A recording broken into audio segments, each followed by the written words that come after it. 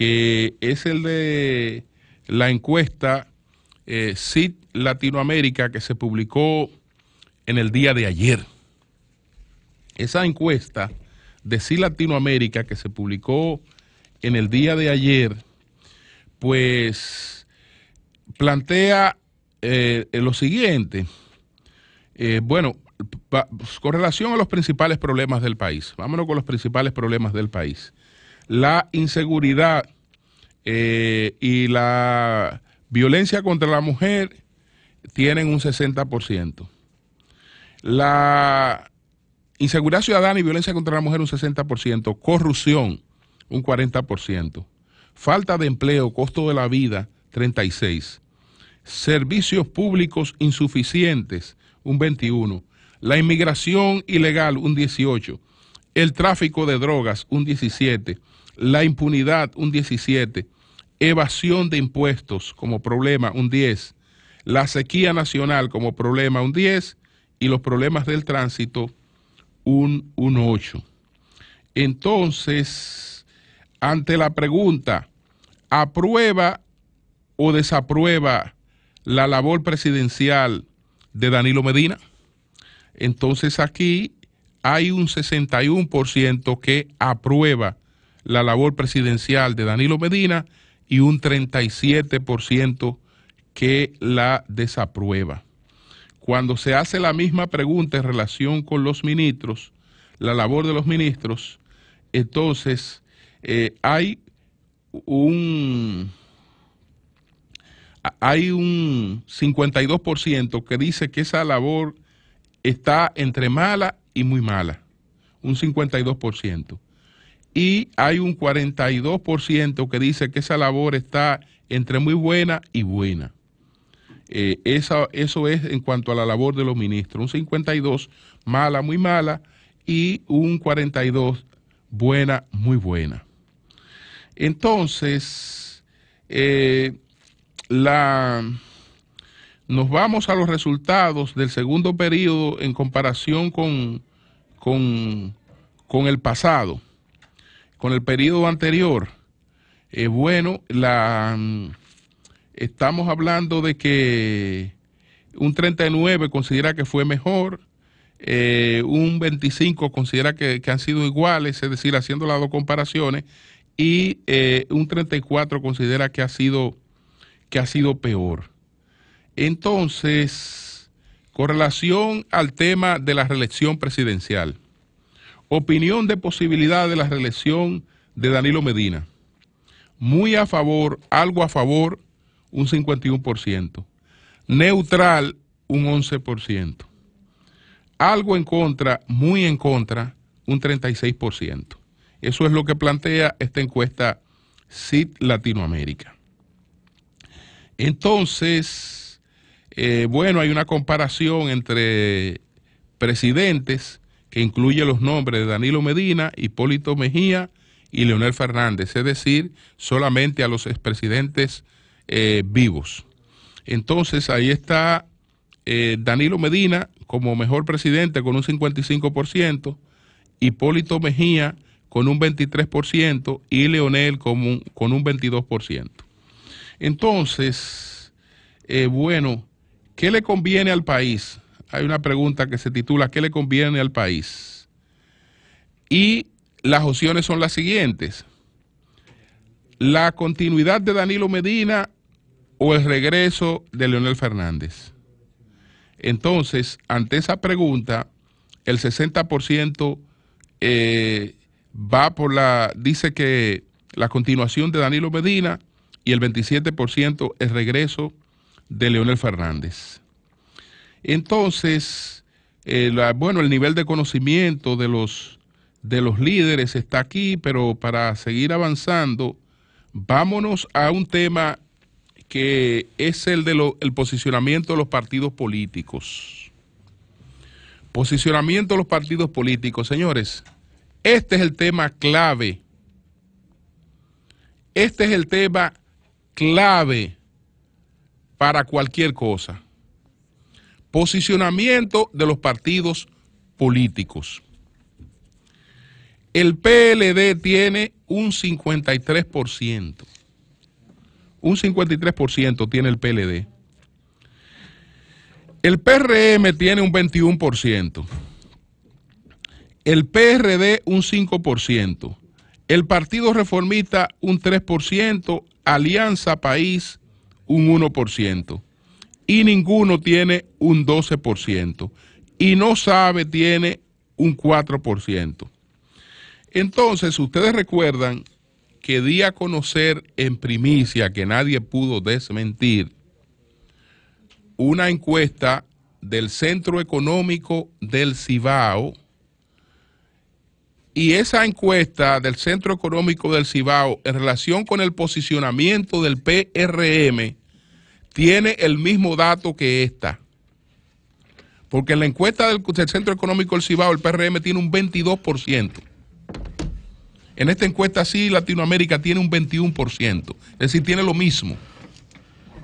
Tiene lo mismo en las dos encuestas. Ese es un factor clave para cualquier cosa que pueda ocurrir en la política dominicana. Porque en política no se amaga con carabina vacía. Ahora, por ejemplo, el PRM está anunciando que para el 4 y para el 5 va a visitar casa por casa, que tiene una jornada para decirle a la gente y advertirle sobre el peligro de una dictadura, etcétera, etcétera, etcétera. Bueno, pero para un partido político que el otro no tenga el control del Congreso y de los ayuntamientos, el problema es sacar más votos que el otro. La única manera que tiene un partido de evitar que el otro, si es un peligro, ¿no verdad? Es un peligro que el otro me controle el Congreso y que me controle el gobierno. Eso solamente yo lo puedo evitar. Lo puedo evitar es creciendo. Entonces, el problema que hay con esta situación de estancamiento que ha tenido el PRM es que si el PRM no está proyectado hoy como una opción real de poder, eso también compromete muchas lealtades en un partido que no tiene una tradición de arraigo contra la gente. Nadie que está en el PRM está arraigado en el PRM. Nadie está arraigado ahí. Entonces, ¿qué lo puede mantener ahí? ¿Y qué le hace conservar la lealtad a una buena parte de ellos? Bueno, las posibilidades que tiene este partido de ir al poder. Pero si lo que está proyectando las encuestas es un partido que no tiene posibilidades de ir al poder, entonces olvídese que tampoco ese partido puede garantizar plenamente en gran medida sus lealtades. Y cuando está ese panorama permite que se haga cualquier cosa. Es decir, con lo único que un partido de oposición detiene a un partido de gobierno es con votos, y es con gente, y es con buen posicionamiento. Si no tiene eso, puede estar hablando tontería todos los días y amenazando y diciendo y qué va. Porque a la hora de la hora, vamos a ver cuál es el ejército con el que cuenta ese partido. Ah, no, un 20, un 21, un 22. Ah, no. No. Entonces, dedíquense a crecer, que ahí es que está la clave. Si no hay crecimiento, no hay posibilidad de parar absolutamente nada. Nada en el escenario político nacional. Esta encuesta, pues el elemento nuevo que tiene, y ojalá que si usted no cree en ella, busque una en la que crea, que evalúe eso. El elemento nuevo que tiene esta encuesta es el de, frente a la reelección, plantear el regreso de Leonel, es decir, comparar reelección con regreso de Leonel. que el que no cree en esto busque la forma de que se lo midan objetivamente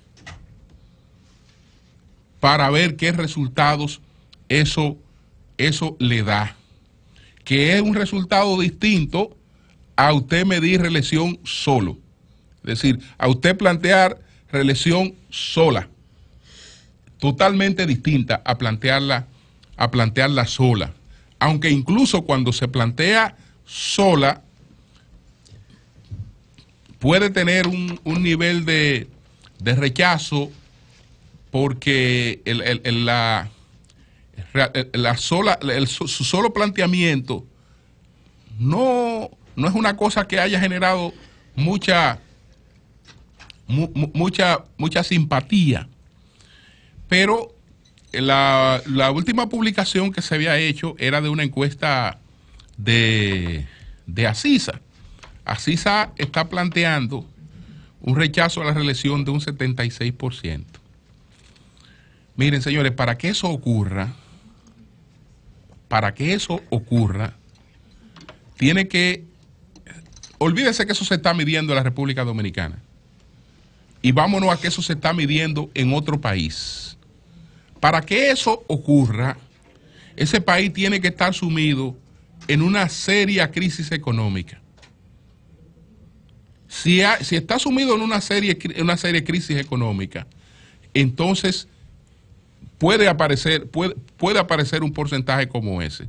Si no es así, aunque pueda ser en algunas mediciones más alta que la que da esta medición, nunca será de un 76%, a menos que eso no esté adobado por una crisis política y una crisis económica.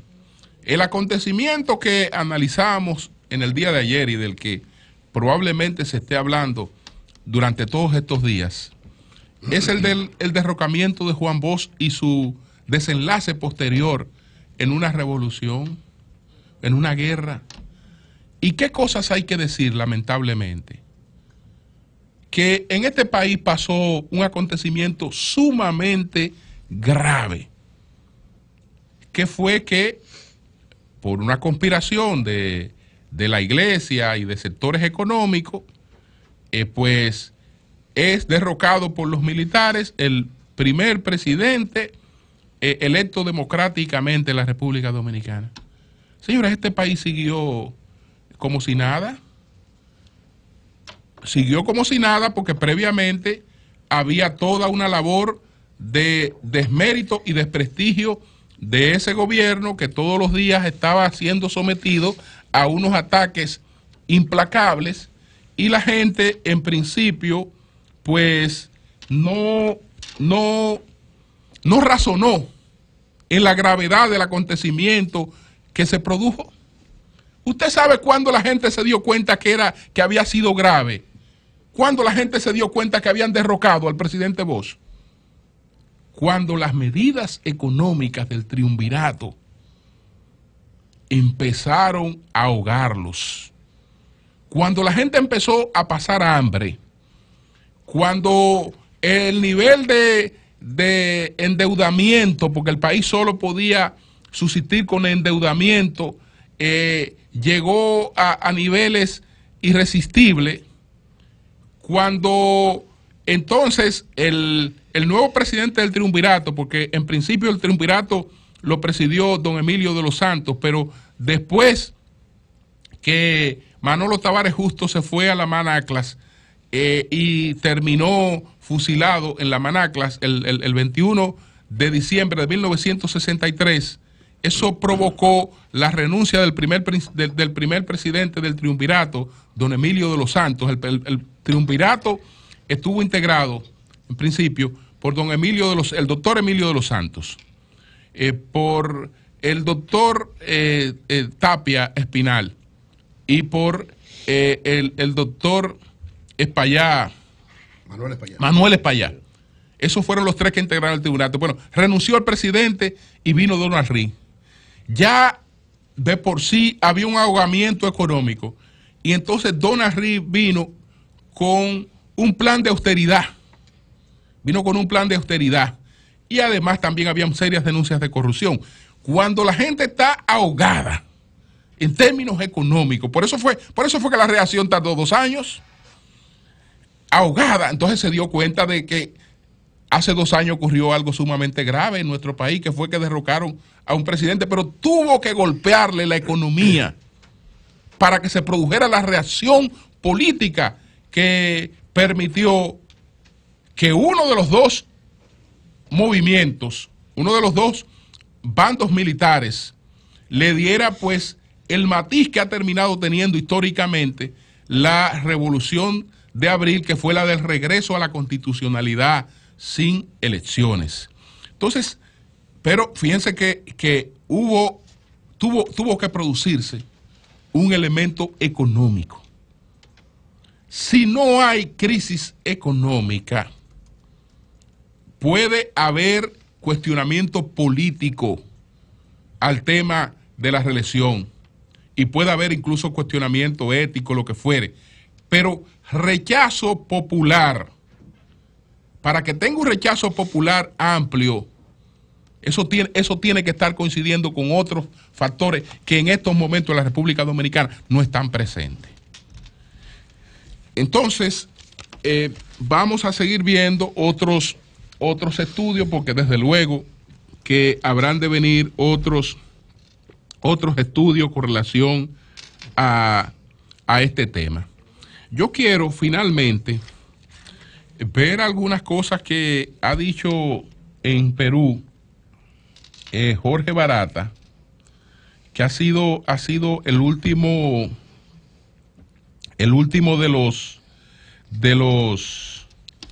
no. Fíjense, señores, lo que nosotros advertimos desde el principio, y ustedes son testigos que desde los primeros días de los debates del expediente Odebrecht veníamos planteando eso. Desde enero, de que se hizo el primer interrogatorio. Que el interrogatorio al encargado reciente de Odebrecht, al que tenía 10 días en la República Dominicana, y nunca a Marco Vasconcelos Cruz. ¿Qué están haciendo en estos momentos los fiscales peruanos junto con los fiscales brasileños? Ellos están en Curitiba y en Curitiba están sometiendo a un interrogatorio a Jorge Barata, que era el Marco Vasconcelos de Odebrecht en Perú. Es decir, no basta con que usted me envíe a mí de que una referencia. No, usted tiene que darme datos concretos. Señor, este hombre le va a entregar, está comprometido a entregarle a los fiscales peruanos más de 4.000 pruebas de lo que está diciendo. Más de 4.000, pero él no está hablando de que, miren, Martínez Pozo y Eury Cabral son canchanchanes. Como Martínez Pozo era amigo de Ángel, es probable que Eury, porque él era amigo de Martínez Pozo. Ahora, yo no puedo afirmarlo, porque el mismo testigo dice, yo no puedo asegurarlo. Y en base a eso, usted va a hacer un proceso judicial contra nadie. Mire, por ejemplo, lo que este señor está diciendo de Toledo. Él lo está diciendo de Toledo. El expresidente de Odebrecht en Perú, Jorge Barata, reveló que el expresidente Alejandro Toledo reclamaba de manera muy impulsiva y soez las demoras en el pago de las coimas por parte de la cuestionada constructora brasileña. Dice que cuando Odebrecht se dilataba, él recibía llamadas de Alejandro Toledo como esta: oiga, Barata, carajo, paga, Barata. Entonces, Barata afirmó que le entregó dinero personalmente a Toledo en su casa de Camacho en varias oportunidades. Búsquese un testimonio de alguien que esté acusado en la República Dominicana que el delator diga que le entregó dinero personalmente. Desde luego, el hecho de que el delator diga que le entregó dinero personalmente no necesariamente es una prueba. Pero es un elemento a investigar, y él está asegurando que le entregó dinero directamente. Entonces, ¿qué dice? Agregó que para la campaña del 2011 también le entregó dinero en efectivo. Dichos pagos están documentados en el sistema Drosys, es decir, dichos pagos están documentados en el sistema Drosys. El representante de Odebrecht en Perú manifestó que se pagaron en total 31 millones de dólares para Alejandro Toledo, de los cuales 27 millones se desembolsaron a través de la cuenta de José Maiman. Barata aseguró que entregará documentos para probar su declaración. Es decir, que esta gente, para poder sustentar una acusación formal, se han ido a interrogar a quien podía ofrecer la mayor cantidad de información, pero esa persona no puede solamente hacer eso con su palabra. Ah, no, yo a fulano le di tanto directamente, pero ¿y cómo yo pruebo eso? Ya eso sería la palabra contra la suya. Pero olvídese que para poder haber un juicio de fondo ahí, como deberá haberlo, esos testigos también van a ser citados por los abogados de esas personas en un juicio público, oral y contradictorio.